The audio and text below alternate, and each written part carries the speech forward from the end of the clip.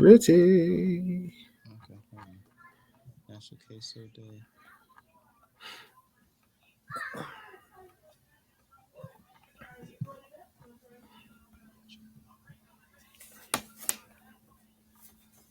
Where's that at? What am I seeing that? Oh, I see what that is. Why is that scroll? Shouldn't I scroll. want you to know that you so Oh, there it is. No, there we go. All right, let's go.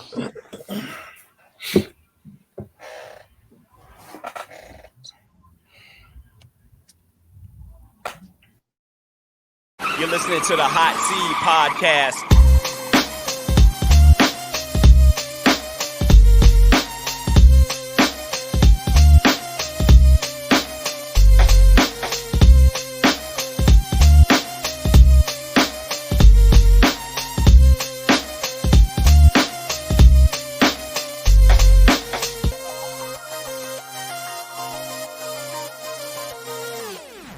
The Hot Seed. Welcome all. I'm Shawn along with my co-host Earl. Yo, Why you sound so loud? Dave. because I was yelling. Yes, sir. And you know what it is. We're just dads with mics, gamers with headsets, and a whole lot of unfiltered conversation. And of course, if you haven't already, make sure you follow us on Instagram and Facebook at the Hot Seed Podcast. And if it comes up, I guess, maybe there's a delay on my screen here. And make sure you subscribe to us on YouTube at the Hot Seed Podcast. And again, there we go. There we go. Hot Seed Podcast on Instagram and Facebook. Episode 10. Run that back. Season 10. Episode 123. It's going to be a freestyle pod today, man. Freestyle pod. Earl is saying something. He's on mute. You know, this is a video, so you guys get what you get this time. You know, Yeah, I so know. I was singing, so I was I putting saw- myself on I mute. What's up, man? Welcome back, folks. Welcome back. Well, I feel like it's been a minute.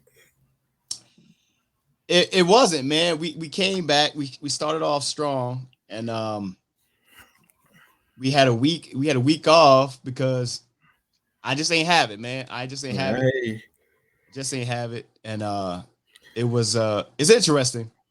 You know, there's a lot of I listen to a lot of podcasts for all different purposes, you know, for sports, you know, for comedy, just for informational stuff. Some of it's just really I like the conversations.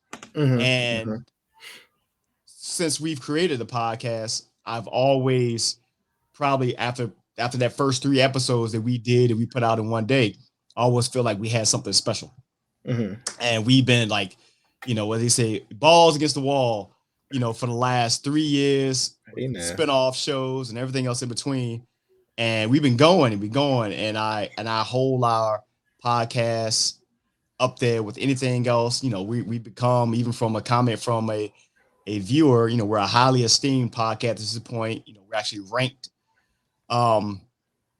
But I will say that as a creator of music and podcasts and content, you know, we have 2 things. You have the love of the art that you create,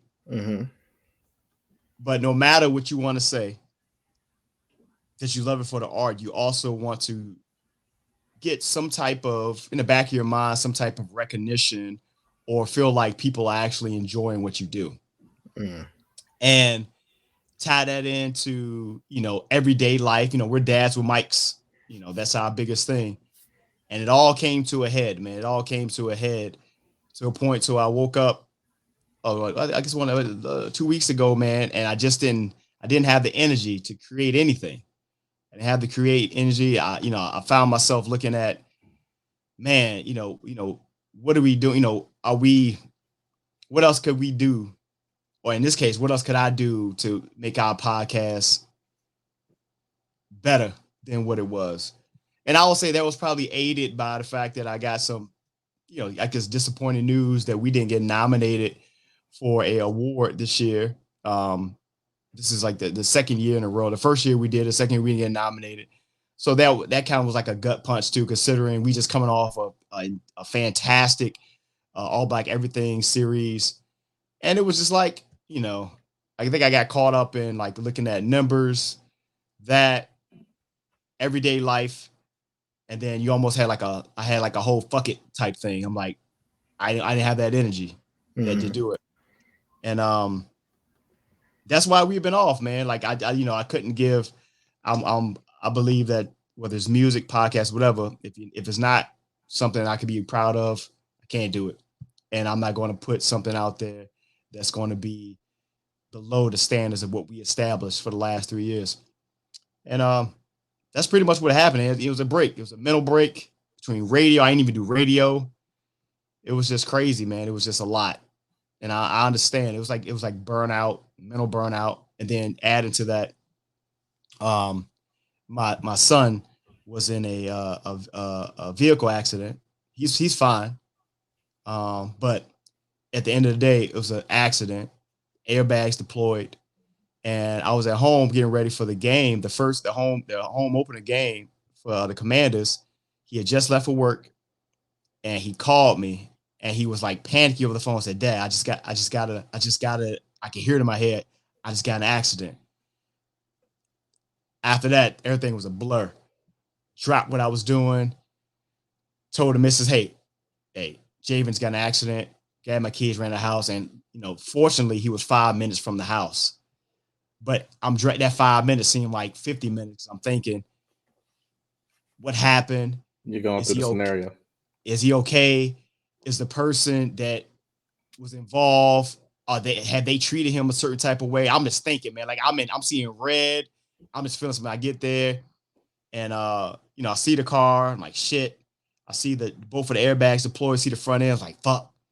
But the first thing I said, I went into dad protective mode. I saw the other driver, and I was like, "Hey, I'm the dad. I'm his dad," because I didn't know what had happened. And he was still sitting in the driver's seat. He had his hand on his chin because I could see his mind was racing. And it was just, at that point, man, I was like, I say it to you guys all the time. I am the product of the great King Ernest Lee Davis, who left this world at 48. I'm 43. And me and my brother, Step, always talk, man. We always talk about living in the moment. But I have to be perfectly honest, with all my Buddhist readings and everything else, I always think about each day questioning my own mortality, because he was 48 and you just never know.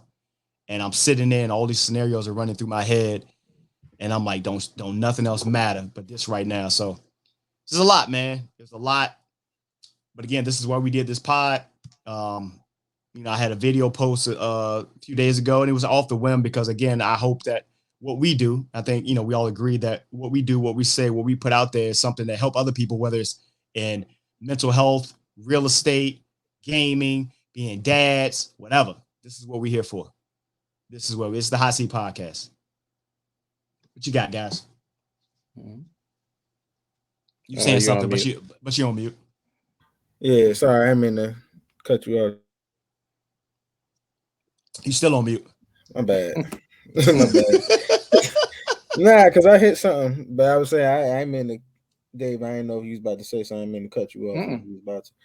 No, I mean, I think you. I think you made a lot of valid points. So eloquently said. And it came from a real place. And this, I think in life, we all get to them points. You know what I'm saying? I guess in this case, it's the Hot Seat Podcast and things in that nature. But even in our own respective careers, we all hit that wall and things in that nature. But I guess I'll say this: at least for me, everything outside of just coming on here weekly, get to chill with my bros. You know what I'm saying? Is a plus. You understand what I'm saying? So because remember when we started this was birthed out of Xbox. So this ain't nothing but an extension of Xbox to me. You know what I'm saying? It's just we get to share our public conversations with the masses. So I guess in a way, I'm not doing this because I'm trying to blow up Shuey. You know what I'm saying? Like I'm doing this because like I enjoy doing this every week. You know what I'm saying? I enjoy kicking it with my brothers. You know what I'm saying? And I appreciate the process. You know what I'm saying? Like it's slow and steady wins the race. You know what I'm saying? I think the one thing that we've been able to do that a lot of people can't do and hasn't done is be consistent. You know, do we get to? Do you feel like we we should be getting more recognition? I get it. You know, probably, but I look at that stuff as in all in due time. You know what I'm saying? But in the meantime, between time, the one thing that I could say that makes me happy in terms of where we're going and to the trajectory of this podcast is that every year we improve. Every year we get better. Thanks. You know what I'm saying? Every year we do something different or we elevate it. And that's what it's about. That's just like in life. Every year we get older. Every year we learn something different. Every year we get more mature. We ain't the same person that we was last week. Like you're constantly evolving, and I think that's what this is. So I mean, it's natural to be down on it, but at the end of the day, I'm proud of where we are at. I'm proud of where we're moving, how we're moving. And most importantly, like I said, this ain't a job. Like this shit is fun. You know what I'm saying? Like, and I love to keep that element to it. You hear so many people that do these things, and you get that claim and all of that, and then after that, it's just like people fall out, and friendships ain't they ain't what they was. And two, and my last point is I've always been this person. Can't nobody validate me.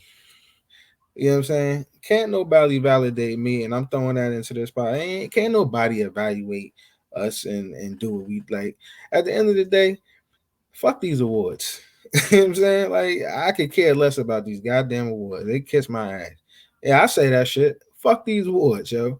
Like, because it's not about that. And this is what I said. And and no disrespect to them or nothing like that or anybody.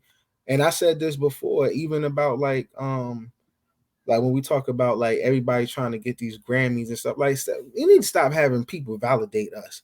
Like, yo, we hot. You know what I'm saying? Like, we don't need nobody to motherfucking validate us. Like, we know what we doing. You know what I'm saying? We got consistency and we gonna keep growing. And that's what we've been doing. So like at the end of the day, respectfully, we don't need no awards to validate what we do. You know what I'm saying? And they just late. They just late to the party. That's all it is. That's my speech. One time for Earl for the fuck yous. Hey, On the I stretch. met that. One time. Shit, I met that from the diaphragm and the left ball. Fuck these niggas. Shit. Sorry, right ball. We apologize. He know what it is. He tired right now, but the left ball is up. Wow. This is the hot seat unfiltered conversation, man. We said it. This is the storyteller. What's happening? Oh, man? God. What's happening, man? Nah, y'all don't want me on that part of the conversation because mine was gonna be pretty much as blunt as Earl's. I don't care about what people think Fuck no. and the awards. Even when you were sending it to us, I don't know if you saw I didn't my give response. a shit. I really didn't care. So, I didn't give a shit. So yeah, none of that stuff really matters to me. But we've just focused on the fact of the people that do listen and bringing a couple new people on. And I'm hyped because, I mean, just straight off that All Black Everything series, that last one, look, That was that was it. That joint gave me energy when energy was being drained on a daily basis, just from different things going on in life. Just me knowing the next person coming and what we had to do and how it turned out and people calling me up about it and you have who on and so that's great, blah blah blah.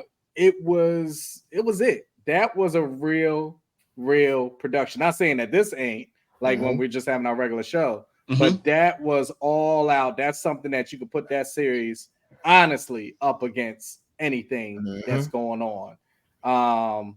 So people can have bigger stars and names and things like that, but sometimes that doesn't even matter because they might just be saying the same old. If we could reach out and touch that one ear that wasn't listening before and was just like, damn, they sound like me, or they talking about what I'm really going through right now. And that's why when we do these interviews, we don't just talk about what they're doing for a living and how they're successful and stuff like that. Well, how did you get there? Where did you come from? Right. You know, because people want to know that. You could boast about yourself all day. I can invite people on here that are successful, but are you going to be your true self? Right. So, you know, people got to realize that. Damn, he was cooking too. He was cooking too. Like he was, let him cook, as they say. I mean, he cooked. I think there's he's a burning real right now. process to this whole podcast. Oh, my bad. Yeah. This is not just a jump on here and talk and boom, it just comes out as far as what everybody sees. There's production to this. There's notes to this. There's trying to search for your next guest. There's really finding out deeper things than what the guest even think you're going to ask them about, you know, without getting too personal. Yeah. You know, those things intrigue me. When we have the series, Cost of Money, All Black Everything. I'm missing a couple in there. I know we got some new ones that we're working on. I'm not going to put them out there yet, but those are coming. That's what excites me when we have our live trips where we travel and stuff like that. We're going to have more of those. And we already know some of the next ones coming up. Those are things that excite me. So, you know, awards and different recognition and being put on certain pedestals, that could be, you know, the little icing on top and stuff, but that ain't gonna stop my grind. I don't know. You know what I mean? I ain't paying attention. You notice me. If you don't, oh well, you late. Well, it is. Like you late. Jump on or jump off. That's really where it's at. And then think about it like this. I mean, like how many, like we all listen to podcasts, right? You know what I'm saying? Like it's to the point where I don't even listen. I don't listen to the radio. I can't tell you the last time I did. It's either I'm listening to podcasts or I'm listening to music, right?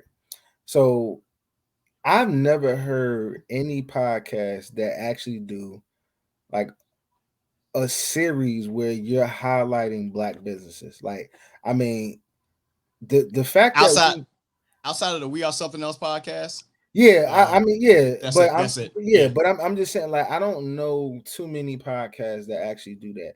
And like the thing that I love about it, and then when I go back and reflect, I'm like, damn, yo, we had them on here. Like I'm talking to my coworkers, I'm talking to some people like, yo, people I wasn't even thinking listening. Like, yo, I heard your episode, man. What's my man name from so and so? Yo, they was dope. You know what I'm saying? Or yo, what's the cat Lamont? Like I get that a lot. I don't tell y'all, but I get that a lot because it's just in casual conversation. And honestly, it's friends that I haven't spoken to, or just people in general I haven't spoken to that in years. That like, yo, I hear y'all on your podcast, or like I'm at the bowling alley, right, with young cats like it's in their 20s. They're like, yo, son, I checked your podcast out. Y'all had me rolling, bro. You know what I'm saying? So it's like at the end of the day, it's like, yeah, you want to reach more people and stuff like that. But like I'm focusing on the people that's listening. You know what I'm saying? Because at the end of the day, like that's our base. You know what I'm saying? That's the people that helped us get to where we at today. That's the people that's helping us grow. And these are the people that are consistent, you know what I'm saying, and that are loyal, you know. So, you know, I'm gonna say it again, you know, we fuck these people. We don't need no recognition. You know what I'm saying? We're gonna do what we do. Exactly, Dave. See, this is why we work so well, because there's I got my two brothers here to help, to like set me straight every once in a while. But it's also great, you know, as it sounds, it's just for I get a lot of people that have listened to the podcast, just like you guys, a lot of people, and they've listened to our pod. And they were like, man, I'm thinking about starting a pod too. You know, what should I do? Can you help me? And I help a lot of people off the grid. Like it's a lot of people I help off the grid, but I'm always real with them. I'm real with them, and I'm like, look here, man. Focus on, and it's ironic because I'm saying, look, hey, find what you're good at, focus on that. But for I think for Dave, who know me the longest, he knows how my mental is when it comes to creating work. And and it was crazy after a while. And it's part of it is loving it, and a part of it is ego. And I think you and I have talked about it as well, Earl. We were talking about on the music side, and I told you at the time with a conversation, and I was like, man, I'm willing to put my catalog up against anybody's catalog. Now, of course, people will look at me and be like, fuck out of here. Right. But I know what I'm saying when I say it. You know, I know there are certain unicorns out there, and I'm like, but they know what I'm saying. But it's one of those things to where, and it's not, and it's part of it is because we live in a space where it comes down to support. And I'm gonna transition to this. My son Javen, who, you know, if you guys didn't know, I've been promoting him on Instagram. He has his clothing line. But no, it's not a clothing line. Let me scratch that. He has a company. It's called, you know, it started off as a animation cartoon he was going to do, and he transitioned into like, I want to do like apparel and stuff like that. Okay. And I was like, Javen, I said, all right, so I said, here's the thing about apparel. There's always a story behind it. Whenever it's a story. People love stories. People listen to the Hot Seat podcast because they like the story of us. We started off on Xbox, you know, for damn near 15 years. 3 years in, they look where we came from. I said, you got to give them that. And so he has a story. So he started off that he's done the apparel portion. He got pre-orders there, but he was looking at me after his first week of pre-orders, and, you know, we love anime, so he was watching One Piece. Watch the live action, by the way. Watch the live action One Piece on Netflix, by the way, guys. They're not paying me to say that. It's great. But he did his clothing brand, Zeno, which he'll be on the pod, so he can sit down and talk with us for real. And he was like, Dad, I only got a couple. I saw it in his face. He said, I only got a couple of pre-orders. One was his sister. One was the missus. That was it. And I was like, don't focus. And I told him, I said, don't focus on the number. I said, be consistent in what you're doing. I looked over his site. I said, look, everything looks clean. Just the numbers will come. Just be consistent in what you're doing. They will come. Because I told him then, like we had the All Black Everything series. We talked about it, I think, in our first one. The average Black business, I think the failure rate is like, 90 days or something like that, if you're not consistent with it. And that's like, we were talking about restaurants and stuff like that.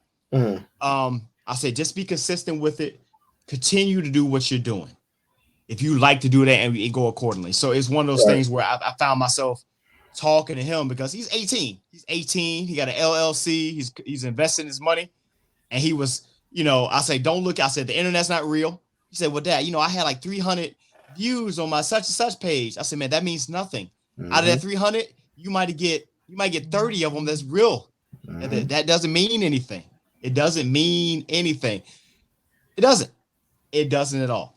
So I say that for everybody who's coming in, to wrap it up in this case.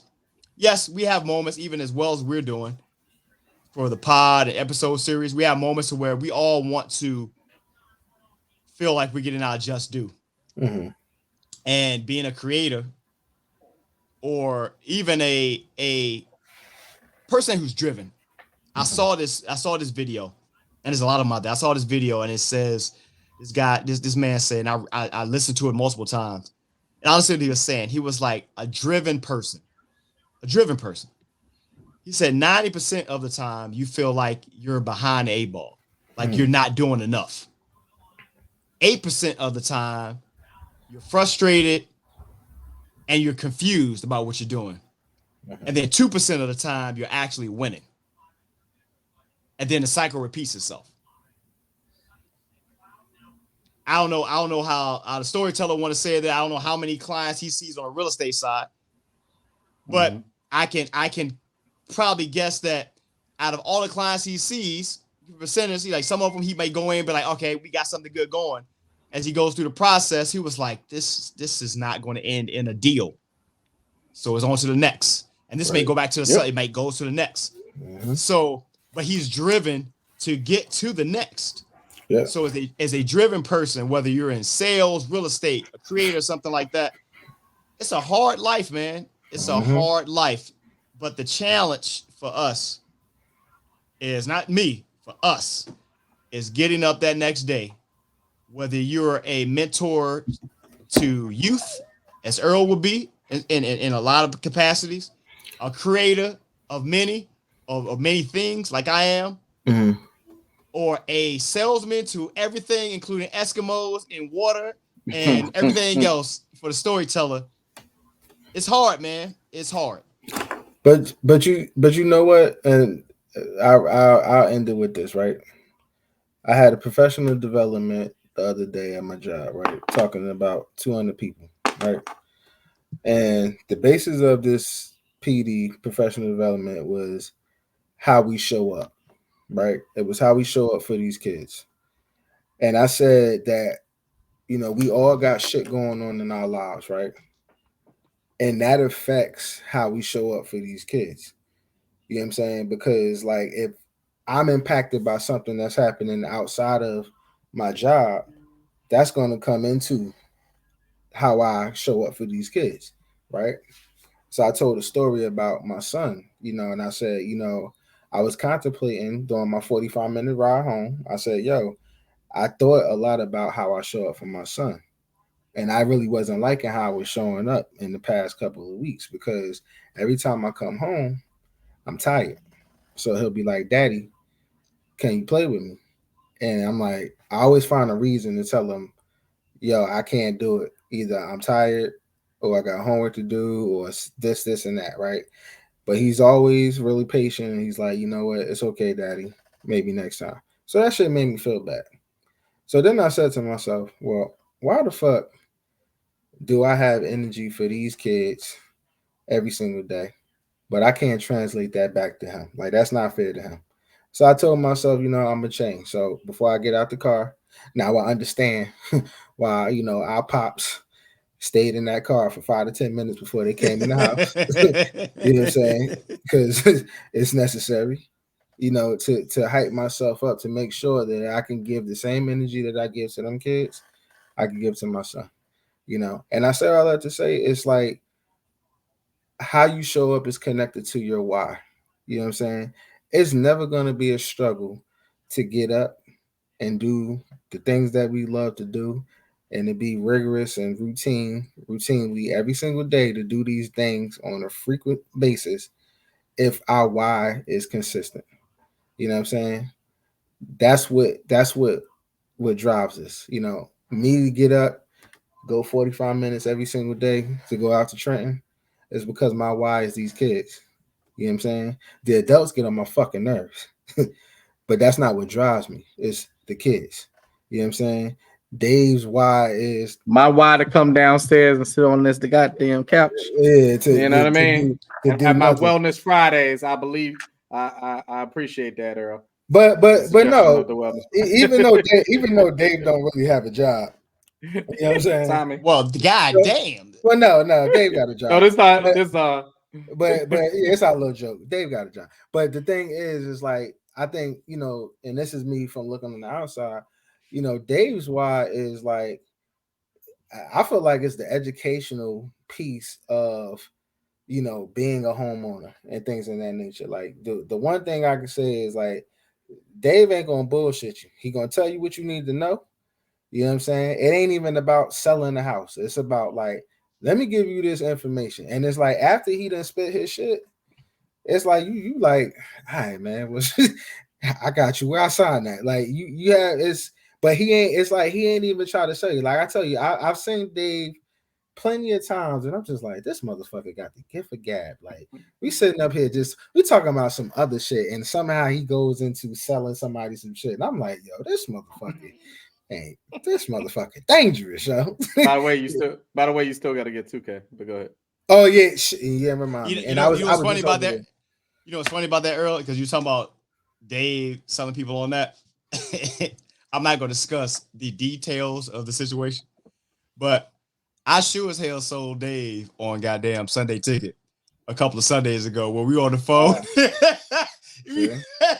I sure was saying he was like, he was talking to the missus. He was like, Shawn's over here selling me on his goddamn, but we worked it out. We knew what we did, but he sure was hell was solo. We looked crushing numbers, everything else in between.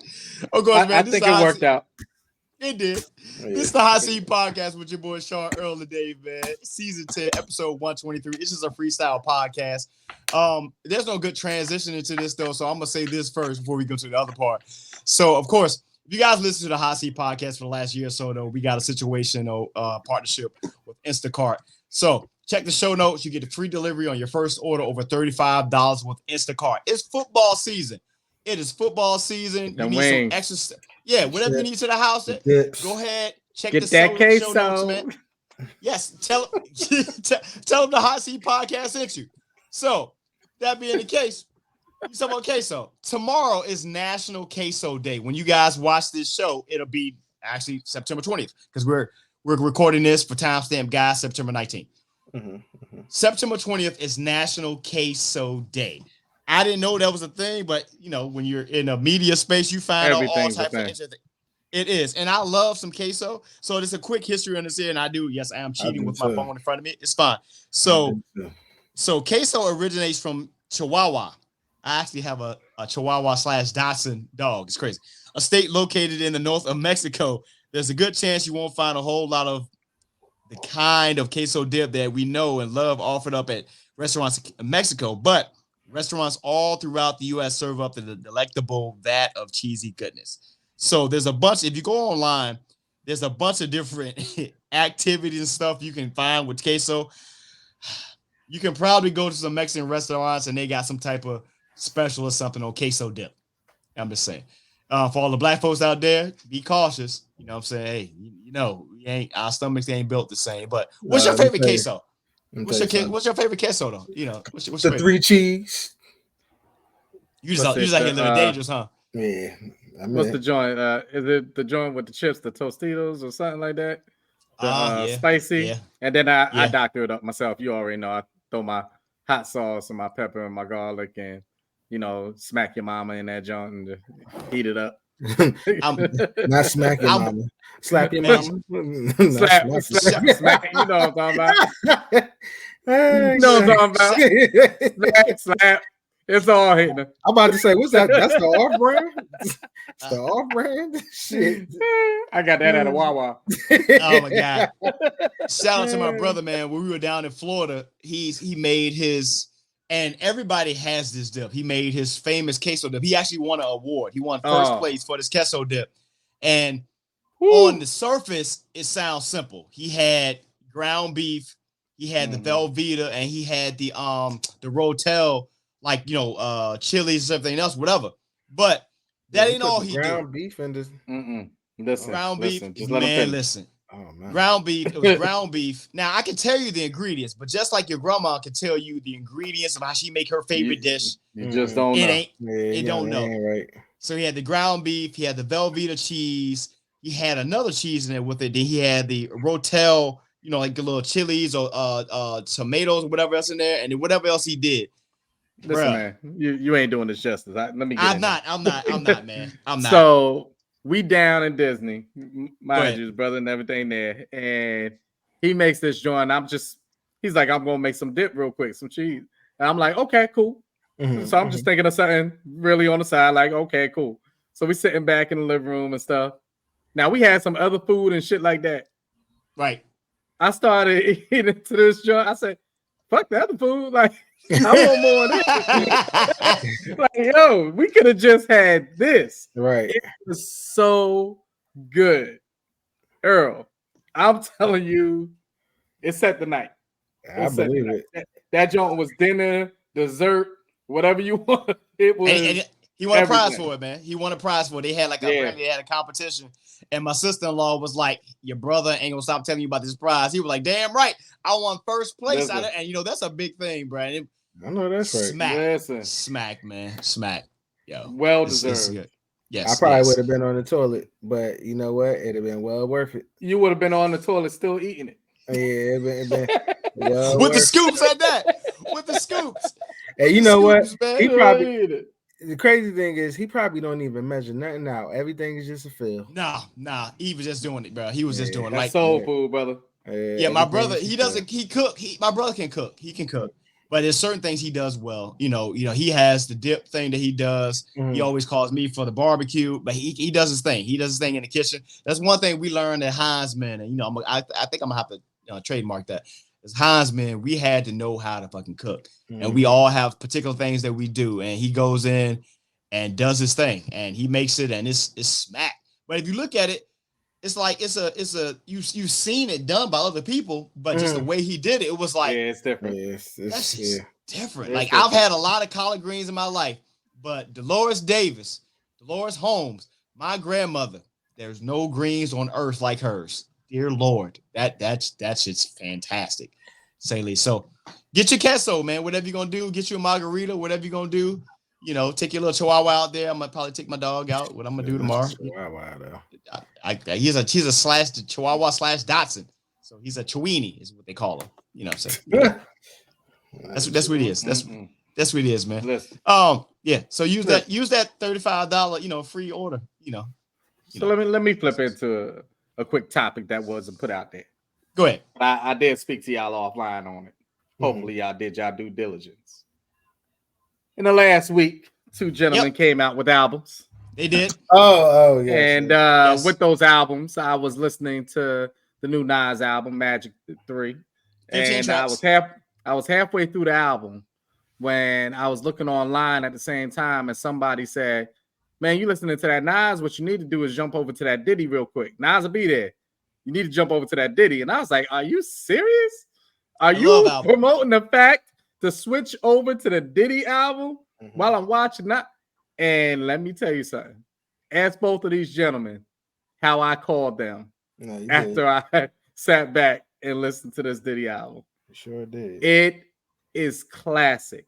We're running back real quick, Dave. Go ahead. When your homie calls you and he said, "Yo," now it was 3 words. "Yo, bruh, sheesh." That was it. I was like, "What the fuck are we talking about?" And he was like, "Yo, did you hear the new Diddy album?" I'm like, "I guess I should." But yeah, go ahead, keep going. No, that's really where it's at. Like, it just pays perfect homage to true R&B.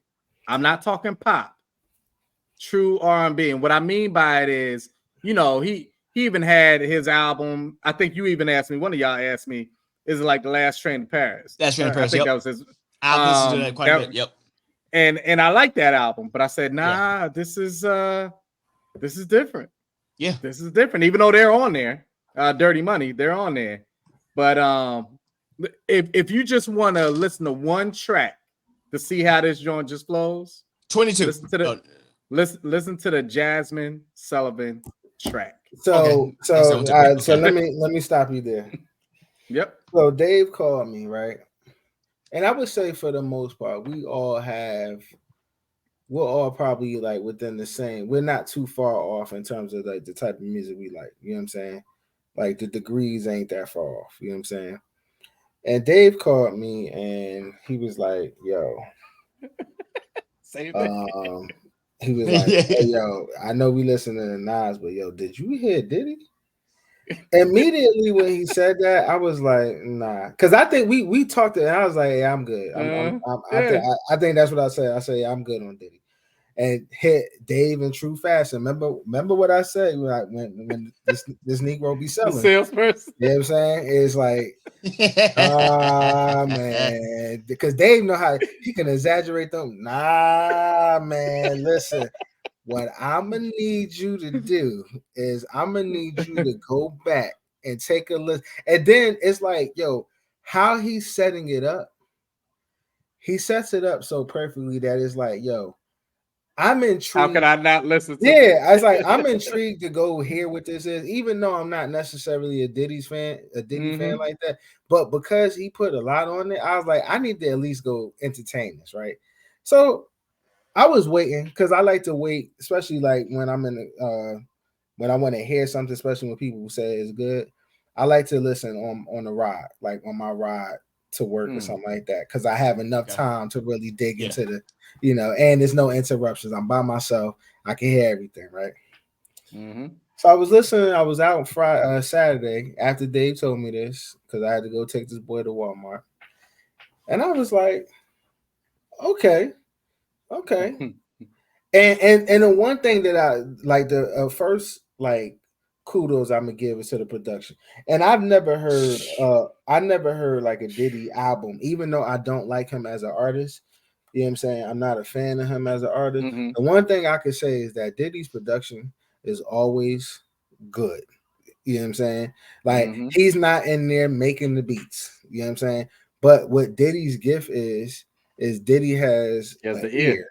You know what I'm saying? And Diddy knows what's hot. You know what I'm saying? Stop right there, Earl. Stop right there, Earl. And I want to kill your vibe there. We often talk about what DJ Khaled does, not realizing that Diddy set the blueprint for this years ago. Oh, Keep absolutely. going. There you go. Absolutely. And I mean, if I think hard enough, we could probably name somebody before Diddy. But but yeah, like, he has an ear. So in a sense, that, to me, you get respect for that, because what sells, what's hot. You know what I'm saying? And he knows what sounds good. I may not know how to physically create it, but I know what sounds good. Take that bass out, add some more treble. You know what I'm saying? It's like, that's a skill. And when I listened to it, and I'm not gonna lie, I didn't get through the whole album. I actually stopped right when I got to the person who I was waiting to hear on there, which was Jasmine Sullivan. And this is crazy, because I was listening to it, and I had to get out the car, and I was like, nope, I'm not about to cheat myself and just sit in this car. I want to be. You want to get out of the car? Nah, that's what I'm saying. I want to be driving and listening to it. So, like, I'm not even going. The first thing when I get in that car tomorrow, because I didn't get through the whole album, I stopped right on the Jasmine track. So, and if you realize, and if you listen to the album, that's like the halfway mark. Like, it's still like another like 10, 12 more songs after that. But from what I heard so far, it's dope. This is one with this cat named Josie, Jooz. The beat on that, crazy. 23 tracks, man. Track 22, Kim Porter with John Legend. See, I didn't hear that yet. But I told you about it. I told you. When Dave told, I hadn't listened to it. I didn't know it. Now, here's the thing. I knew he had something coming out. I didn't know when. So Dave let me know it was out. I didn't know he had something. So I went in. So I got home, and not the flex. I came to the studio, and I played that shit through, and I sat back and poured me a drink, and I was like, fuck, this is like, but transition to the next. Go ahead. What is, without giving it away too much, like, what does it sound like? What, like, is it what, the Kim Porter one? Yeah. It's his love song to her, probably written. He probably helped them write it, and it's Babyface and John Legend, and it's all right. So, so the words sound like it's dope, right? But I'm trying to understand what's the beat like. What is the beat giving me? Without giving me too much, what can you tell me? I'm gonna tell you for real. This is one of those ones that you just laid a beat behind because it was honestly a poem. It was all about the words, man. Gotcha. You get what I mean? Like, and think about, besides Diddy with his own feelings in it, think about the other two artists that are writers. Yeah. Babyface and John Legend. Well, yeah. I mean, that's you can't. This type of much. tribute. Yeah. Babyface alone. See, now I'm alone. Babyface alone. Yeah. Don't do it right now. No. I'm saying when I get off there. But why I listened to this album. It was 2 albums. So I'm gonna transition to the other one, but I listened to this one. Man, I came here. I sat in the studio. I played it on the monitors. I turned it up. I poured me a drink, and I'm like, man, because I don't listen to a lot of radio. I listen to a lot of old stuff because I don't like radio. I ain't gonna call me what it is. I don't like this. I don't like this new shit. There's no substance in it. Big fact. And I love listening to it because I want to say maybe about a month ago, maybe a few weeks ago, this gentleman who just dropped this album, Nas, he came out and did a video and said, "Hey, I want to see more of the older artists drop albums. Don't try to do what's trendy. Now, do something that you hear what's going on, but don't try to do what they're doing. Drop music. Just do it because for the love of it." Right. And transitioning from the Love album, Off the Grid, guys, listen to it. 23 tracks. It's fucking great. Going into Magic 3. This is the 17th. I had to look this up. Dang, this is the 17th. Yeah, that's the 17th solo album from one Nasir Jones. I had to count, but that shit was wild. But it is the 17th studio album from Nas.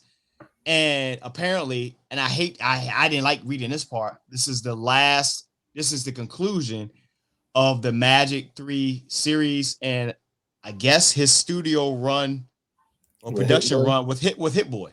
I don't know. Maybe they got something going on. So it is also the 6th and final album, a consecutive Nas album produced by Hit Boy. So maybe they're doing something else. Following the King's Disease trilogy, and it's 15 tracks, man. It's look, man. There was a debate. There's a debate. There's been a debate that's been going on for several years about who's the GOAT. And ain't no debate over here. Go ahead. But unfairly, unfairly, for us who understand music, unfairly, a lot of people coined Jay-Z the GOAT, not based off of albums, but based off of his success that he had out of that. They started looking at all his other stuff outside of the music aspect. And I'm not here to coin either GOAT, but I will say this, though. I don't know if you want to call this maybe the third act of Nas. Maybe, I don't know what it is. But, man, since he got with Hit Boy, this shit has been fantastic since King Disease 1, since Magic 1. It has been fantastic. And this particular album, there's only one guest appearance on it, and it's from Wayne, who is a GOAT in his own right, for anybody who want to say otherwise. The album was fucking fantastic, front to back. I love it, and I love it from the standpoint that Hit Boy went through, for a moment, he went to a point where he was like up here, and he dropped off. I guess he got a little ego, stuff like that, and he got with the right folks, just like Nas got with the right production. We've always, discussed that. And I wasn't expecting it. It came out of nowhere, man. And this album is dope, bro. I mean, I equate. So it's tomatoes, right? My GOAT is Jay-Z. I mean, I can go on and tell you why he's my GOAT, right? I'm looking at the overall body of work. Like Nas to me is dope. Like his catalog is crazy, right? But for me, for what my preference is, right? Nas has bars, but Jay-Z's bars to me is a little bit different, because where I feel like Nas is more so in the pocket. You know what I'm saying? That's like kind of like Jadakiss. Like Jadakiss is like in the pocket.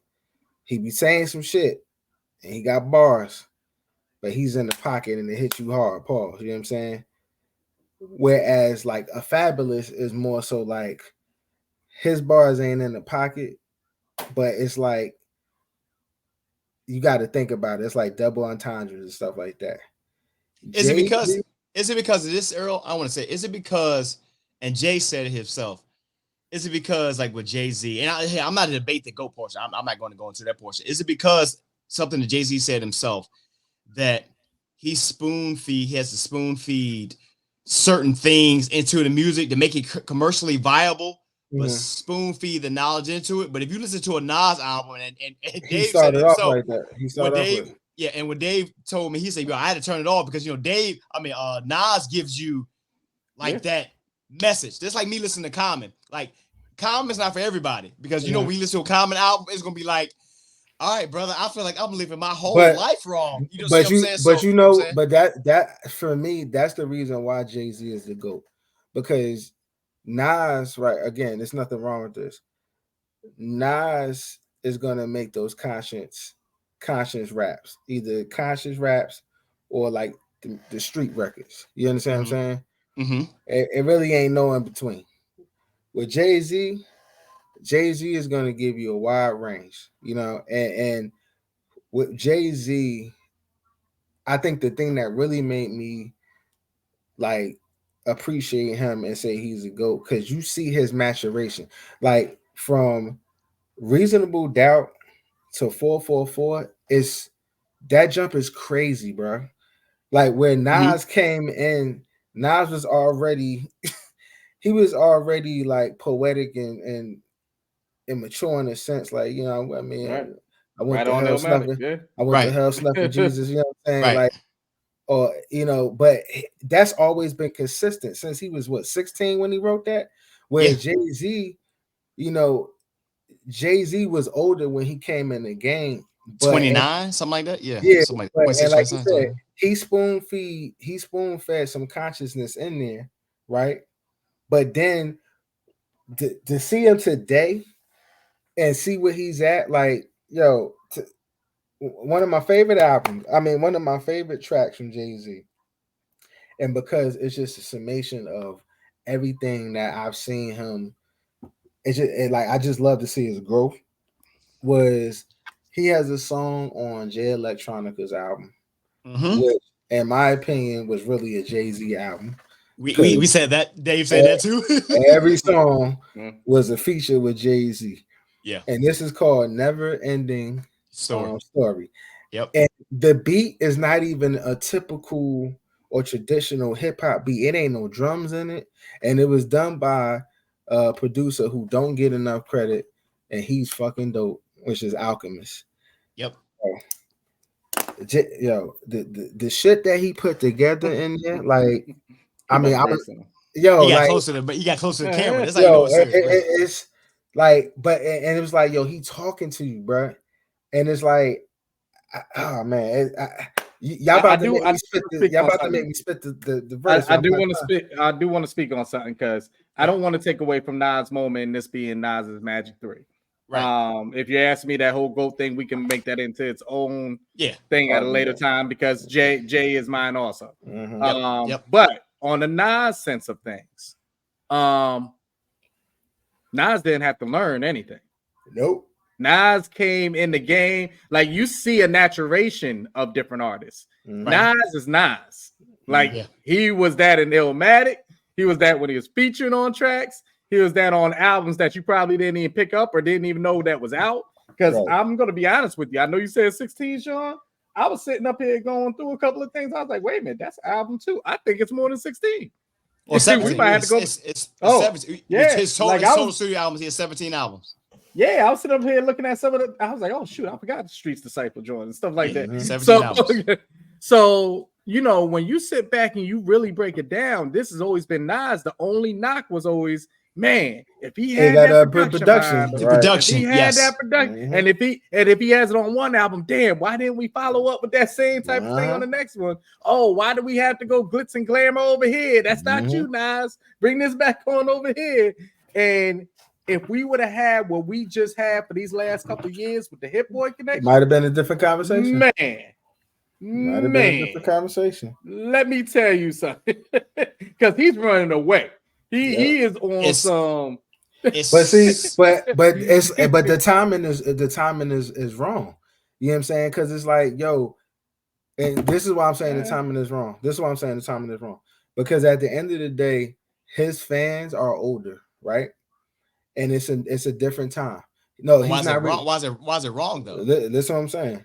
The timing is not. I'm not saying. Let me not say wrong. The timing. I feel like he missed his mark.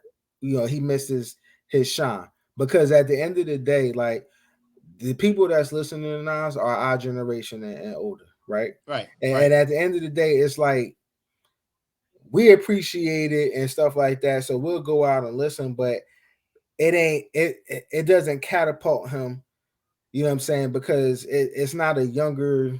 But here's the thing though. This is to go back. This is a freestyle episode, but somehow we still went to this though. You said this is the beginning. I was just about to go there. Thank you.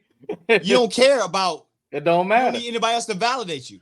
No, like but listen, we grew up with Nas. It's not the wrong time. Here's the thing.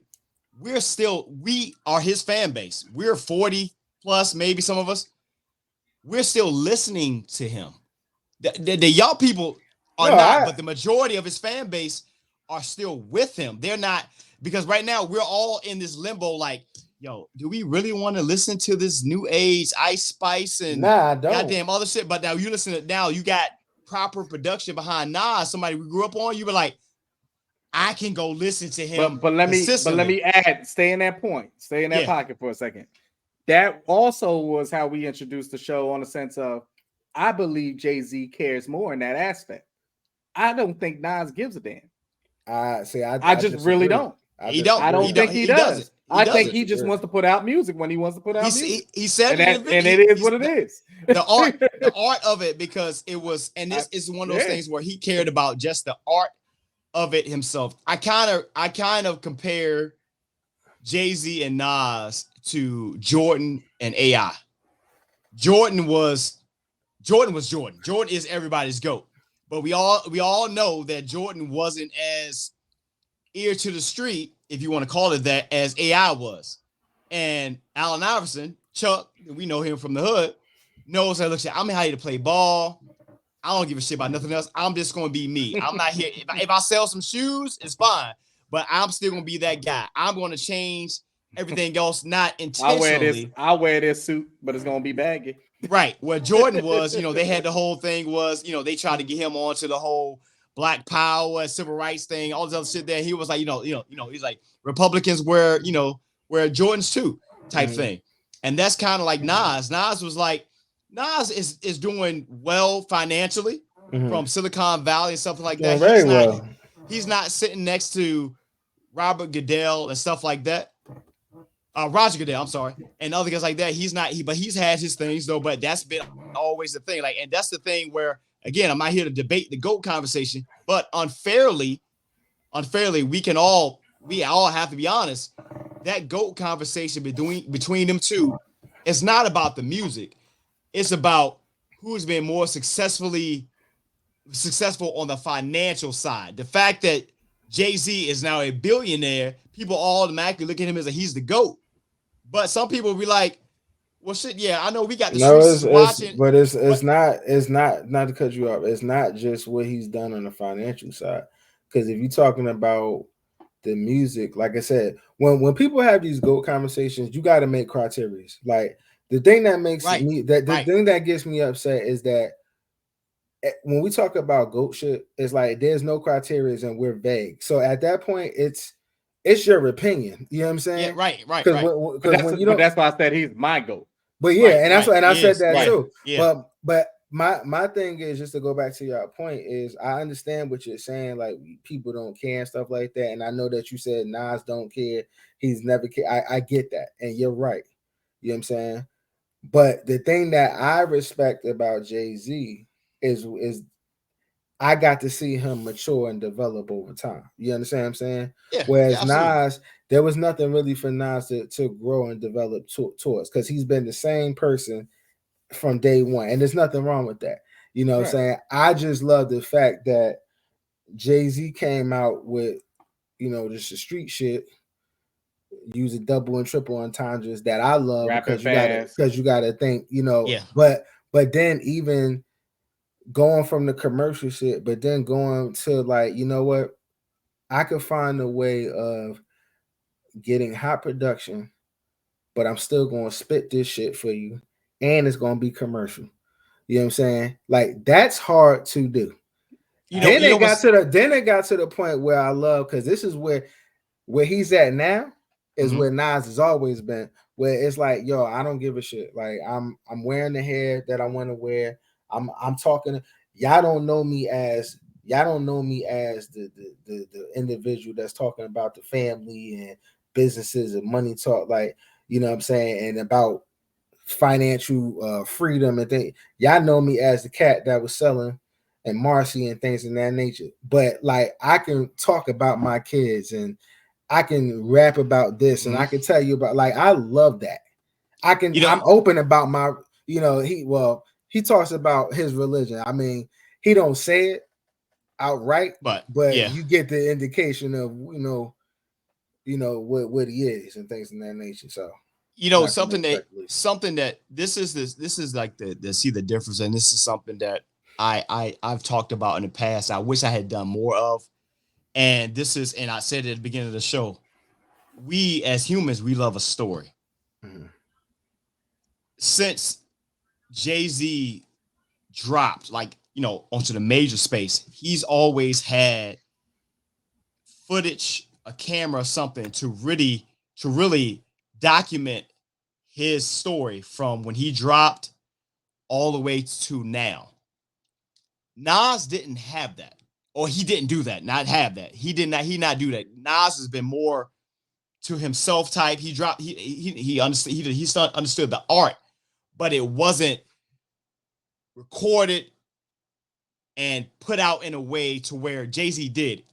I watch a lot of Jay-Z songs from way back when, and it gives you a story. And to your point, Earl, it shows you the growth between the two.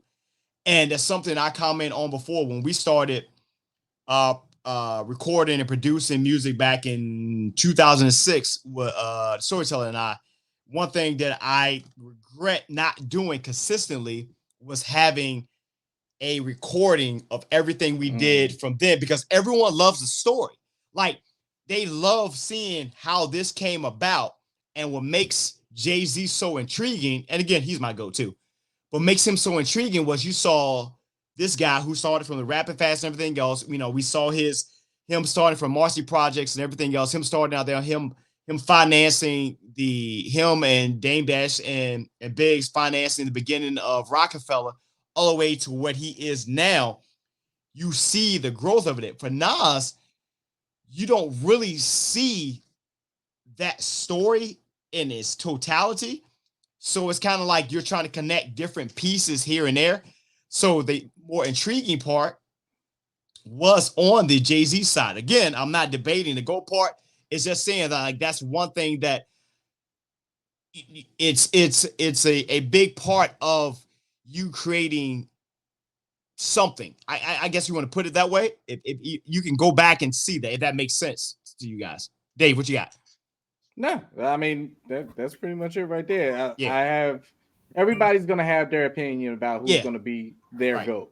Right. And I just wanted to make sure that in no way none of us was putting out there as if Nas can't hold his own, because he definitely he could. He could. No, that's great. Hold on. So I'm saying that I didn't want anybody to take it in the sense of like we're downgrading Nas, because we know Nas can hold his own. Think about Ether. You know what I mean? like things like that. When I want to step up and lay it down real quick, boom, that's what I'm gonna do, and then I'm gonna disappear, let y'all talk about it for the next 5-10 years. And that's who Nas is. So on that lyrical game, and that's what I was saying to you, if he was like this from point one with the production, oh my God, where could have went?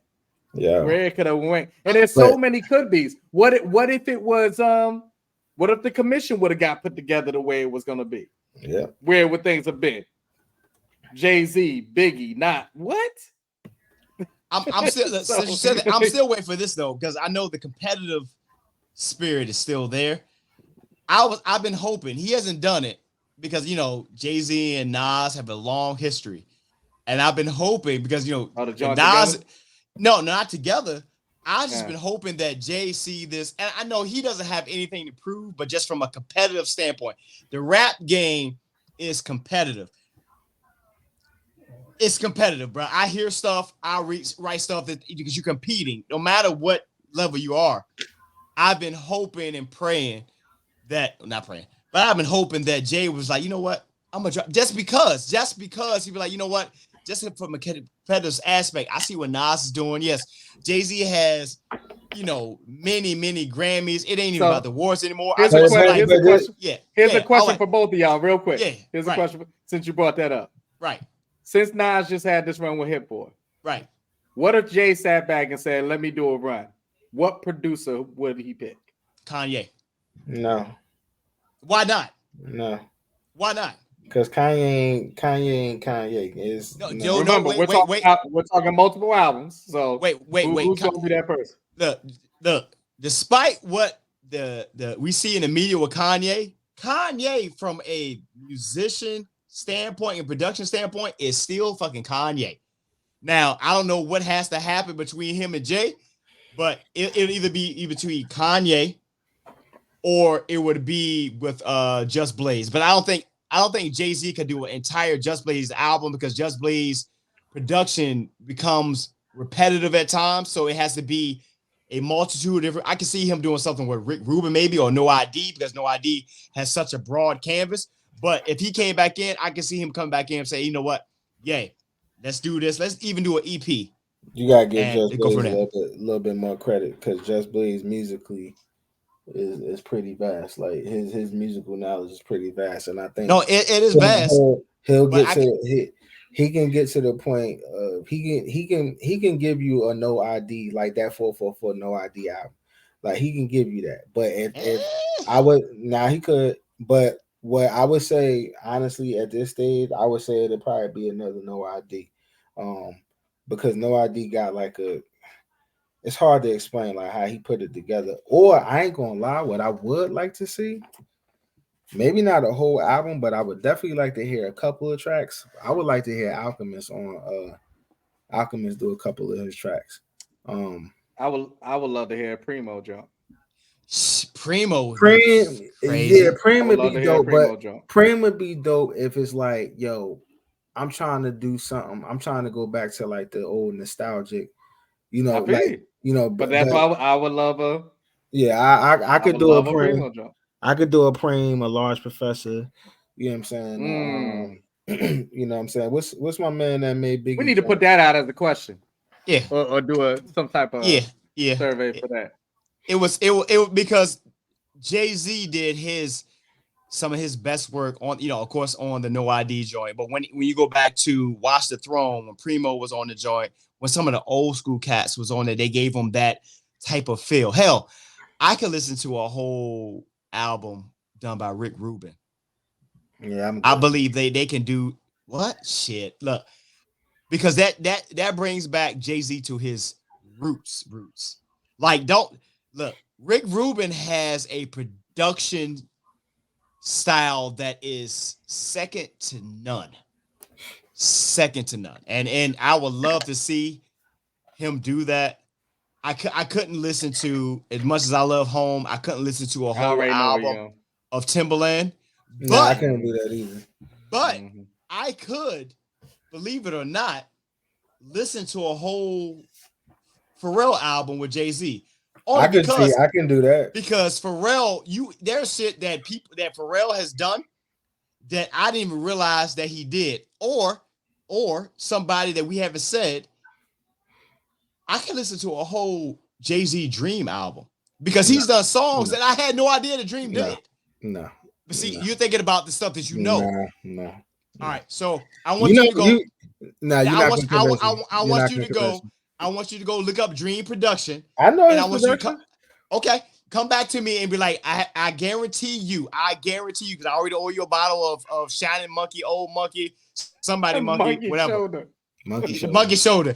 I guarantee you there are songs out there that were produced by Dream that you had no idea. No, I know that there's that Dream got some shit. I'm good on that. I don't want to hear Dream. The Dream is on Diddy's track, by the way. I don't want to hear Dream. Like what I throw a monkey wrench. Hey, Magna Carta Holy Grail was produced by Dream. Had no fucking idea. Yeah, I throw a curveball in there. Like, you know who I wouldn't mind hearing, and you wouldn't think, but even though this is not his genre right now, but it was. Yo, one of my favorite producers is Warren Campbell. I would love to hear Jay-Z get on a Warren Campbell track. And people got to remember, like, when y'all think of Warren Campbell, y'all think of, all right, Mary, gospel and stuff like that. But y'all got to remember, Warren Campbell did a lot of stuff with Kanye, like on his first couple of albums. I'm surprised you say Robert Glasper. I should be honest. No, I was getting to that. Okay. But that it's a different type of feel.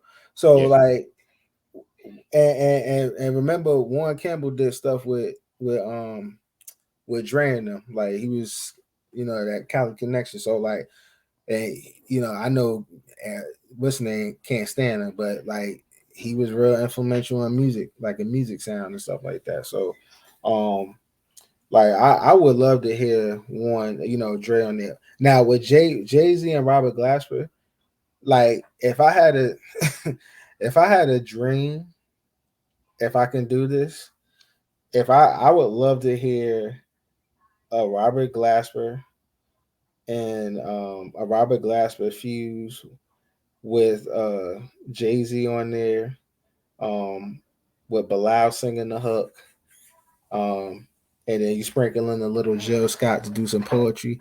Let me explain something to you. I can die right now. I'm like I can die right now. You know what I'm saying? But and that would never happen. But that would never happen. You need Talib on that track. Nah. Talib. You need Talib on that track. But it's just to go back to like, no, not to bring it back, but like with the production, right? Production does make a difference. You know what I'm saying? Like Jay-Z has been fortunate to have good production, right? Even if the songs wasn't even the greatest, and I'm really talking about like those commercial joints, you know what I'm saying? Those catapulted him because of the production. Where I feel like Nas was slighted a little bit because his production wasn't as strong. That's why everybody got hyped when Kanye was doing his album, and then it was underwhelming, you know what I'm saying, to say the least. But then when Hit Boy came out, it was like, yo, see, this is what could have happened. I just wish, and this is why I said like the timing was wrong. I just wish that something like this hit back in the 90s where the music was different and they actually had those debates, because then the conversation might have been different, because now you're equating a Nas not a Nas that just got bars, but a Nas that got bars and production to a Jay-Z that got bars and production. You know what I'm saying? Because then now you might in your sense, Earl, people already kind of made up their mind by now. Yeah, like because I also feel like already in their pocket. Yeah, because I feel like the disparities is a little bit different, because what people are going to equate when they look at Jay-Z and Nas, and this is what I say when you don't have criteria, they're going to go off of the hits too. You know what I'm saying? People that are, in that realm, they just going to talk about the hits. And if you got to look at it, yeah, Jay-Z got way more hits, you know what I'm saying, than Nas. But Nas got more street records, you know what I'm saying? But it's like, you got it. This goes back to like when we said like a verses, right? If them cats went off in the verses, Jay-Z is smoke Nas because he got more commercial stuff. Like you would have to really be a Nas fan to be like, oh, that's my shit. That's just like when remember when we was listening to Mario? You know what I'm saying? Yeah. And me and Dave, we had a conversation about this. When we was listening to Mario, if he dropped that Nike, fresh out the box. Fresh out the box. And I knew, me and you knew that, like, because that's why. And I was waiting for a song called "Braid My Hair."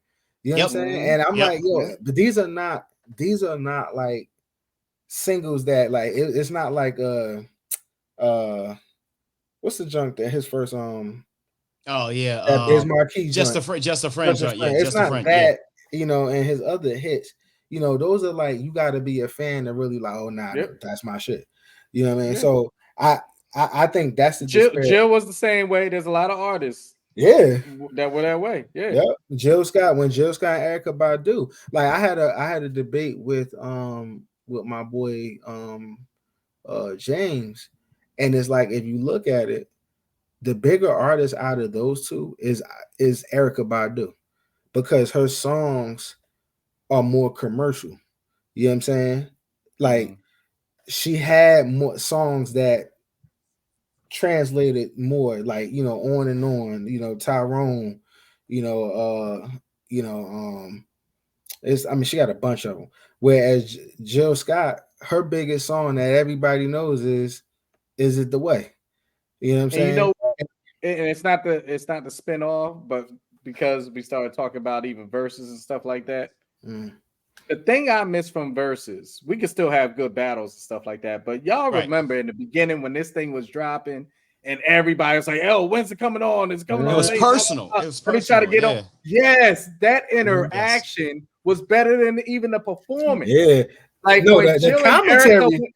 The commentary was hilarious. The commentary's off the hook too. But when Jill and Erica were going at it, and then they were talking, and Jill was like, "Yeah, I wrote that joint with the Roots," and then I heard Erica on it, and blah blah blah, and I'm just like, "Oh shit!" And people didn't even know that. Oh shit! And that's and we going back and forth. And when Jada Kiss was like, "Nah, I wrote that. This is my track."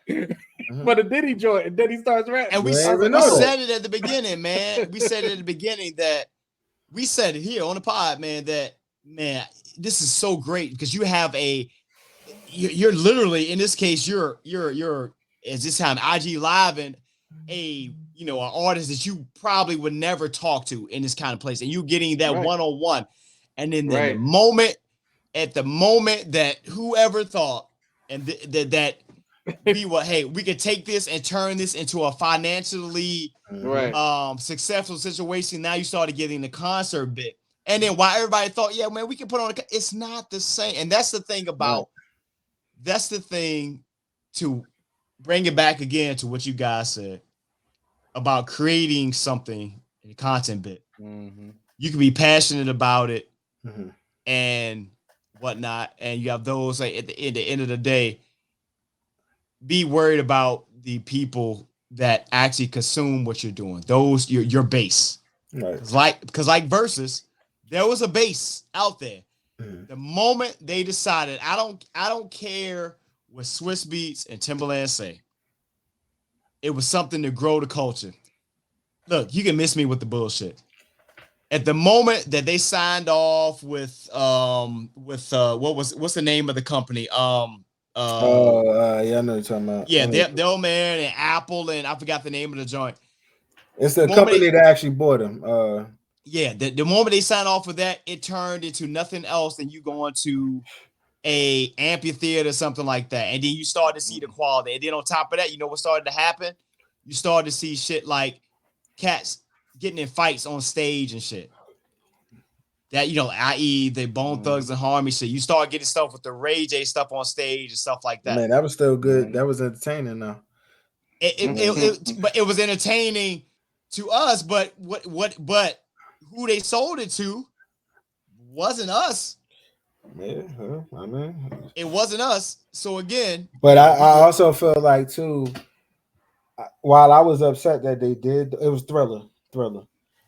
Yeah, Triller. While I was upset that they did that, I understood why they had to do it because. Why you disappearing on the screen? I have no idea. My bad. I was stretching my leg. While I was upset, I understood business wise because it got to the point where it was like, yo, how are we gonna get artists to come on here? You know what I'm saying? Like, I wasn't mad that they sold it. I was mad at the fact that it started to change. Yes. The intimacy of it all started to change. It was a versus. It was a versus, man. It was when we started it. It was all about those who were not getting their proper due. Right. That's how it started. After a while, we started getting people who was like, ain't no due to give them. Why the fuck are they on the screen? Like they're not deserving of a proper due. They haven't done enough to get a proper due. It wasn't even about a proper due for me. It was just the fact that, wait a minute. So, yo, we can match this one up against this person. Like, because that's never been done. You know what I'm saying? Like, especially in R&B, and it's like, yo, these are like barbershop conversations or just conversations. Brandy Monica. It's like that was dope. Conversations that you have, and it's like, yo, like you got these fans like, nah, what's the name of watch them? Like and it brings up conversation. Like I remember me and Dave, we used to have conversations and we would go through each song. We would go through each song and be like, nah, but if you play this, I'm gonna play this. And we was like we'll sit up here like, yo, they don't got 20 hits. And we was like, nah, they ain't gonna make it. They ain't gonna make it. You know what I'm saying? So but that's what I like. We started a pod with you actually saying, Earl, and this goes back to, I want to say it was within our first 10 episodes, because this is when Versus was popping. and you yourself, and I don't have it. I don't know which one it is, so I'm not gonna cue it up now because I don't know which one's off the top of my head. But you actually said we were talking about something, and it's still the funniest shit to this day. You was like, "Yo, they need to get some old heads in there, like a Ronald Osley or something like that." And we were projecting at the time. Remember, Ronald Osley wasn't on the show yet. We were like, and I running. made the joke that, as he's still trying to get away from the people, but it ended up happening with him and EWF though. So it was a moment. We were all in the house. They had hits. That was in the house, man. Man, they had hits. Yeah. I mean, to the point where like I had to call my mother because my mother heard about it, and I had to like it got frustrating because I had to set her up. Yeah. Well, how do you get to? I don't have an IG. How do you get on here? Like, and that got frustrating. And I was like, y'all don't remember? That's when I was zone. Yes, it was. Oh my God. Thanks for the cookie. Yeah. So speaking of frustrating, man, like there's no transition, man. But we talk about music. I'll feel the conversation. So if you guys hadn't seen the story, so there was a band director down in Alabama. It was Minor High School in Jackson, something PD High School, who was tased by Alabama PD at a football game. Mm-hmm. You guys are probably listening to this, or if you're watching it, you're like, "Oh man, another black man being taken down by the police. Fuck the police, yada yada yada." Man. So both of the officers were black. Mm-hmm. And I read the story in its entirety. So this game against Minor PD and Jackson, or Minor High School and Jackson PD, the game was over. Minor High School, which is the school that this band director was in charge of, beat the brakes off of Jackson PD 27-0. And apparently the game's over. The folks are trying to clear everybody out of the stadium. And the home team, which was Jackson PD, their band had stopped playing because both bands were playing. They stopped playing, but Minor High School continued to do their thing. They told him to stop. He kept doing his thing. And eventually turned to him to tell him, "Hey, look, man, you're going to be, look, hey, if you don't, man, it turned into a, hey, look, man, if you're disobeying all, we're going to end up arrest you in this case there." And apparently he allegedly pushed the officer. He ended up getting tased. And now there's like a whole lawsuit situation going on that they're saying that the police abused their power and such like that. And this is what we have. So I don't know if you guys read this story, but I'm going to add my 2 cents to this. For reading the story, and again, I wasn't there. This band director was in the wrong. And I'm going to tell you why. Last year, well, I guess last football season, because my son he was a senior in high school, I went to several football games. One of these football games was one that they had against a rival high school. That there was a lot of tension. You can cut it with a knife, literally, in the air. It was so thick. And the school he was going to that was hosting the game did not have enough security, aka police, at the stadium. I'm from Newport News, Virginia. You go to Todd Stadium or Darling Stadium, best believe Hampton or Newport News PD gonna be out there thick. They not about the bullshit. These school here in Howard County, they didn't have enough police officers. They had the resource officer and somebody else. That's what they had. What happened?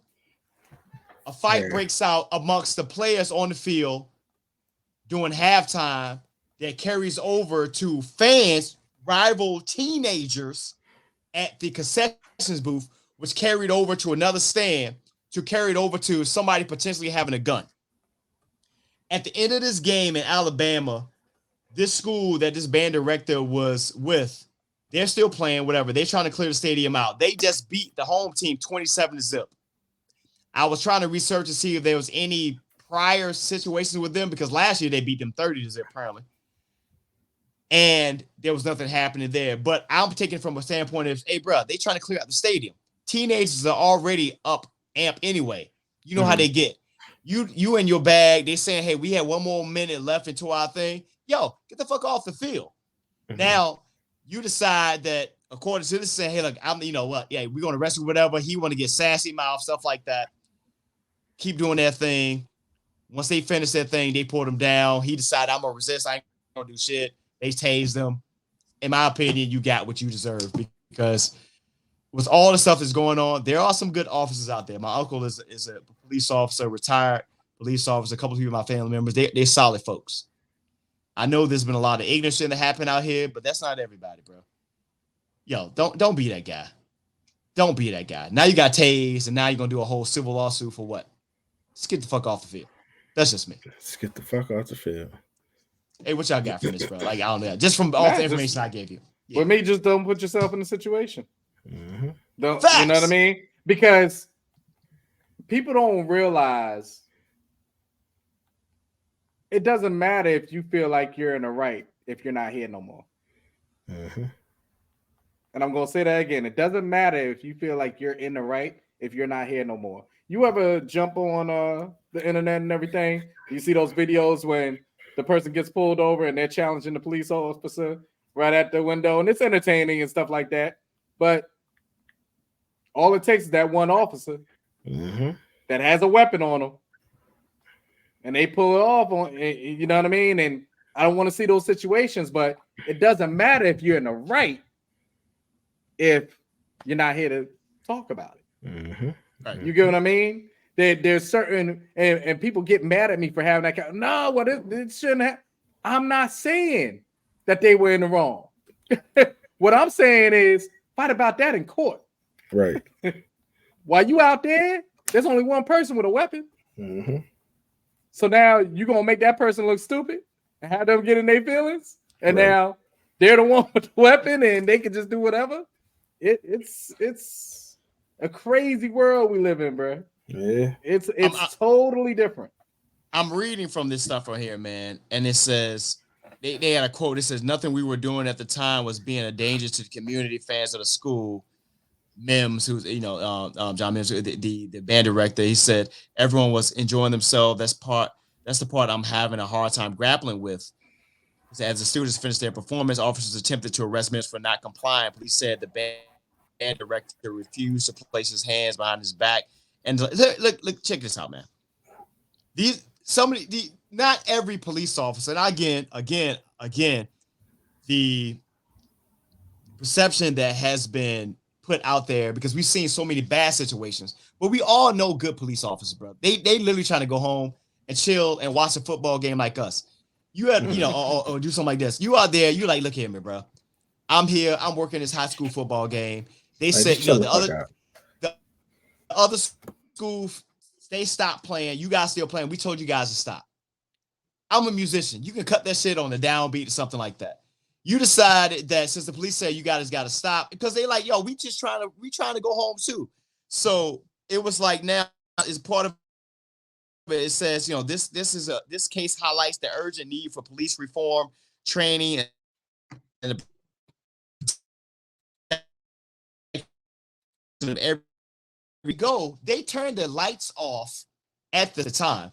They turned the lights off, say it's time to go, because I've been to plenty of these games. Students are hanging about, stuff like that. We need you guys to leave, because more times than not,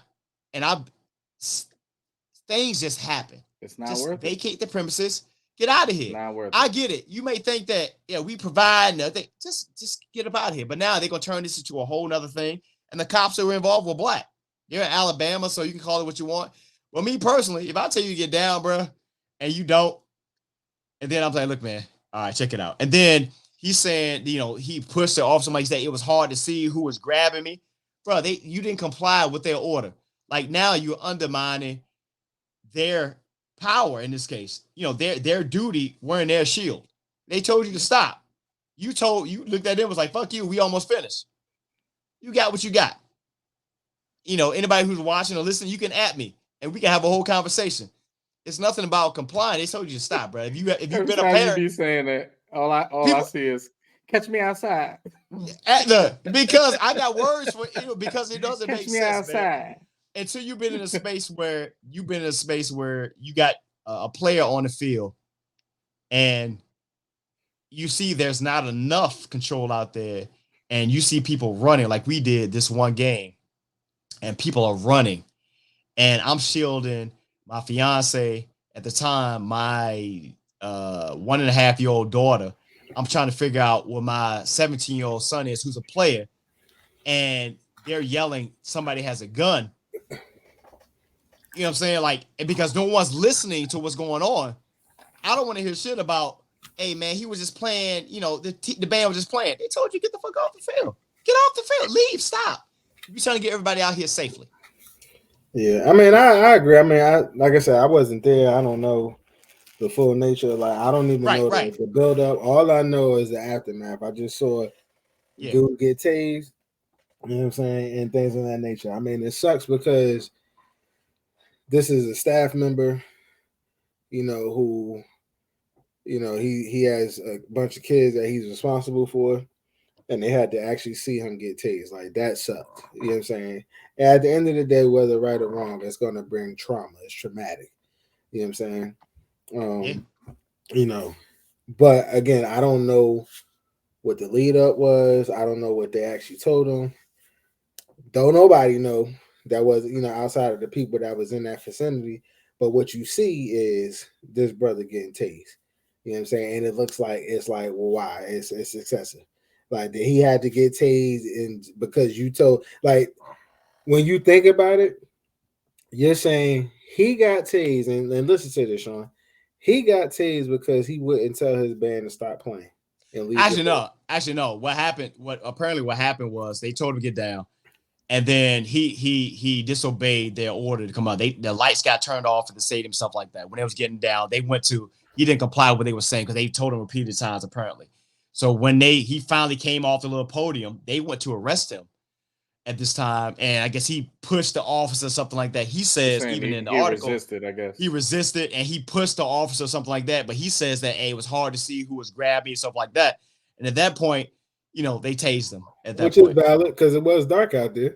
It was in the case there, but it was. But look, today's point, don't put yourself in that position, because now it's like, to your point, Earl, you're like, hey, he got tased, but if they're telling you, hey, stop the music, you kept going, you saying, look, all it takes is for that one officer that's having a bad day, take it out, ready to pop off, just ready to pop off, or it's not even. He's like, bro, I just look, you know what? All right, because you don't know. Yeah, you just don't know, and now you turn it into a whole situation. And for him, he used to be like, because you got to think, you put it this way: there's a lot of officers out there now feel like they already walking that thin line of like, how do I approach this person that I pull over who clearly has an expired registration? I'm going to pull them over, and I'm doing my job. Say, hey, can I get your license and registration? First is going to look at and going to say, hey, why are you pulling me over? Where you go? I've been pulled over many times. Right. We all know the stories. Right. And all cops respect me because they ain't got to go back and search for shit. Right. There you go. There you go. There you go. Hey, you going back to search? Nah, bro. You don't even have to waste your time with that. I'm dirty. Yeah, and you're the good one. But you got those who come out there. You got those who know they're in the wrong. You get stopped by a police officer, a good cop. Hey, you can't get your license and registration. The first thing that person says, why the fuck you need my license and registration? Yep. Wait, all right. Let me reset. If I was a police officer, all right, let me reset. Sir or ma'am, can I get your license and registration? Did you know that your registration was expired? That's different though. That's a different. But here's what I'm saying though. See what I'm saying though. You have officers. Earl gonna be the one to test at the window. No, because you're talking about. Hold on, what you're saying is you're talking about compliance. No, I'm not. What I'm saying is there's people that it's not compliance. What I'm saying is there's officers who already now, with everything that's been going on, already feel like they have to approach a situation in a way that I got to make sure I don't violate nobody's rights, even though if I'm doing my job.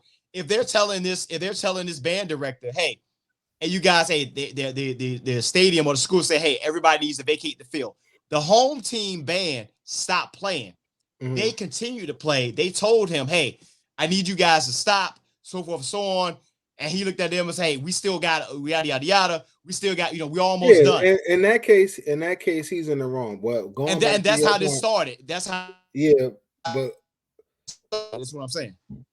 But going back to your point where you were talking about if you get pulled over. If I get pulled over, okay, and I know I didn't do anything wrong, I'm going to question that. Like I was driving, because 9 times out of 10, when you get pulled over, you see the cop before you even get pulled over. Like and we all know a cop would trail you like, oh, here we go. Oh yeah, you know what I'm saying? True. I ain't doing nothing. Let's see what they're gonna find. And then it's like, I'm not gonna say all the time, but sometimes when you know you ain't do nothing, now it's just like, all right, well, let me hear the bullshit that they talking about. It's because now it's like, yo, you're fishing. So it's, oh shit. Yeah, I'm just saying if you're okay. Everything good? Where you going? Fuck you. Why you want to know where I'm going? Now, and I know in that sense, you're looking at it like, why don't you just comply and just get about it? I get it. But it gets to a point. It gets to a point where, it's like, come on, son. Like, enough is enough. Like, you could run my plates. You say I ain't never had no tickets. Please don't do this with me, bro. Like, don't do this. But I'm saying though, that's what I'm saying though. Like what you're saying, yes, that's that one part. But in this case, it's the equivalent to. I ain't talking about. I ain't talking about I said he wrong. He wrong. Yeah, that's the same thing. Like a person you pull over with a expired registration, be like, "Can I get your license and registration?" And the first thing they say is, "Why the fuck you pulling me over?" Yeah, I'm not talking about that. I'm talking about that's all I said. But that's what we talk about. Yeah, that's what. I know. That's what we're doing in this case. I was just talking about the person because I felt like you insinuated like the people. No. If a cop comes up to you, just like obey. Like I get it, but it's like if you didn't do anything, it's just like as if you can't ask them like, well, why are you pulling me over? Like you're doing too much by asking them. Well, why? You missed me when I said I was riding dirty. No, I heard you want to sit there. Now on the sense of what you're saying, there's a difference between compliance and challenging. Mm-hmm. Right. So yeah, you can question anything in that type of sense. I'm talking about the ones that put themselves in a certain situation. Yeah, they put whether right or wrong, because whether you feel like you're in the right, all it takes is that one. Oh yeah, I'd rather have that breakdown with you in court. If I'm wrong, I'm not about to sit up here and fight it. If anything, I'm gonna be as polite as possible. Because maybe my politeness and my, but when I'm saying no, you said the wrong. I'm saying even if you're right, watch yourself on how you challenge. Oh yeah, I understand that. That's what I'm saying. If you're having this whole one-off right there on the road, and it's you and that person, all it takes is that one. That's all. I'm saying. I whether right or wrong. I agree. Whether right or wrong. And now and unfortunately, the worlds have been skewed now because you got those, whether you're a police officer, whether you're a teacher, anything else. Let's think about if you're at a school, Earl, and you're looking at a student that's clearly late for class. I mean, I'm just keeping it basic. Like, bruh, yo, class started 15 minutes ago. And then they look at you like, why you give me a hard time? All right. Let's run this back real quick. Like it's one of those things. Like you're just trying to do your job. So it's two things. You have the horrible humans who wear a badge out there, and then you have those who are actually solid humans who be like, bro, I'm just trying to go home and listen to the Hot Seat podcast. That's all I'm trying to do. But now you want to give me a hard time because you're at, we just trying to tell you to go home. That's all I'm saying. But unfortunately, what has happened in this case is, and I'm looking at this has turned into a violating a civilian's rights type thing. And I'm looking at this and I'm like, unless there's something in this story that I missed, I'm like, bro, just because here's the other part that I bring up to this. You're the away team and you're the band there and you just beat the home team 27-0. And I'm just taking from a point, I've been in that environment. Everybody's tension is high. Kids don't like to be embarrassed. Yo, just leave and go. because you don't. Right. It's just one of those things. It's just one of those things, and it's like you're not being aware of the situation. And this thing, I think and I get that piece. I mean, I guess to tie this up and wrap it up.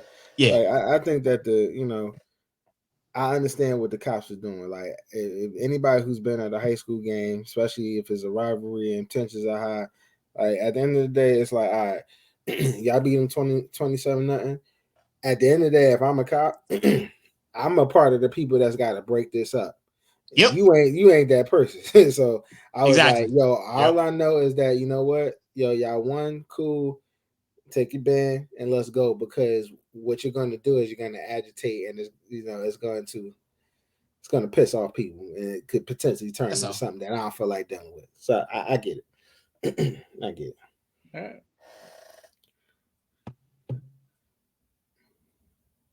She froze. That's all. All right. Well, that's the Hot Seat Podcast, y'all.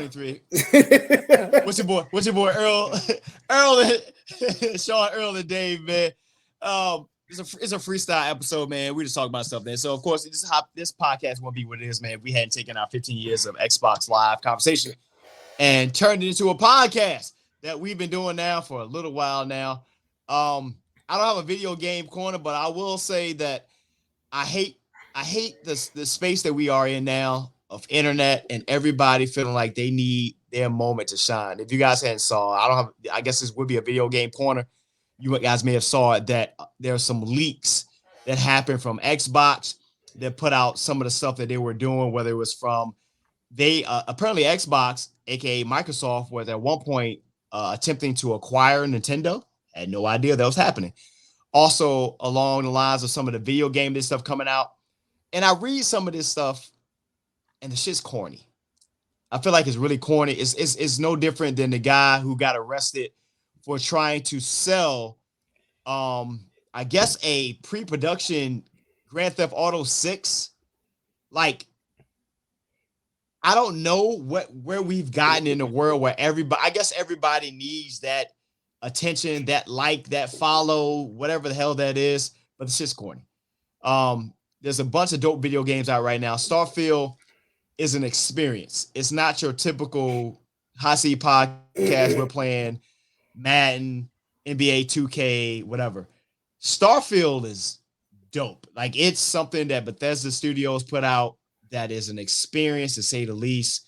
You got to play it to enjoy it. I've enjoyed it so far. I know Dave might jumped into it from the jump. It's a beautiful game.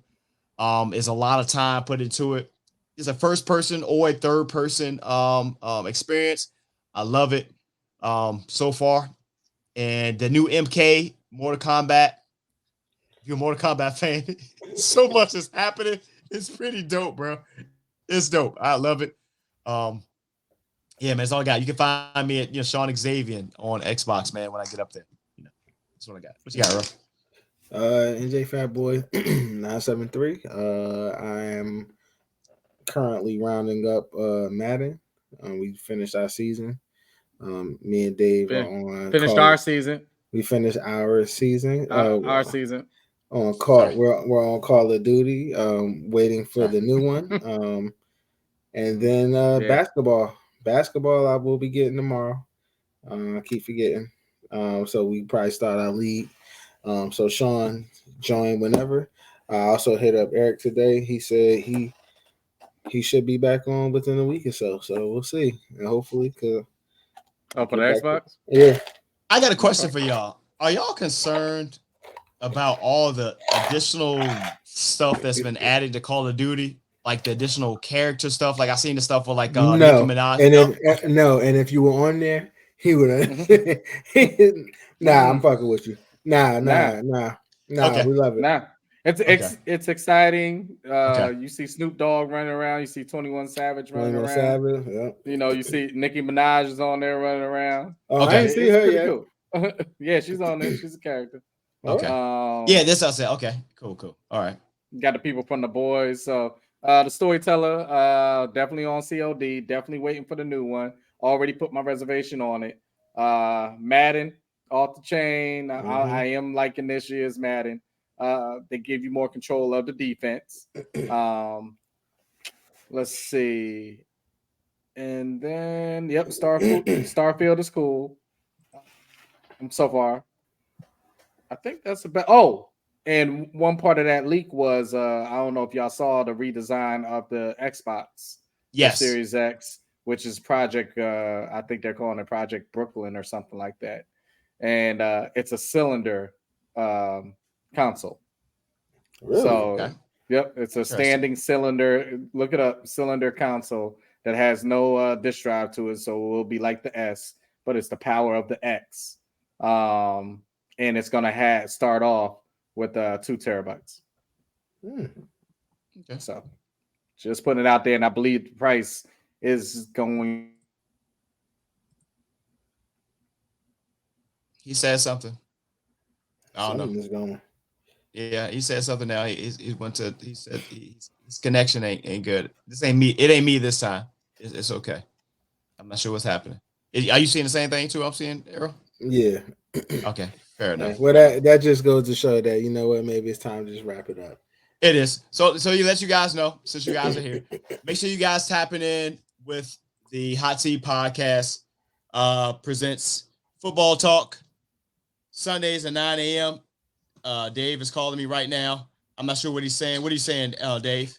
And I believe the price is going to be $4.99. I got him on the phone, man. So, of course, man, make sure you guys tap in with us 9 a.m. Sundays for the Hot Seat Podcast presents Football Talk live on Twitch, Facebook, and YouTube. Man, we are there. We appreciate you guys. This is the Hot Seat Podcast, man. Yo, I think we're out. This is the end of the show. Yo, we out. You're listening to the Hot Seat Podcast.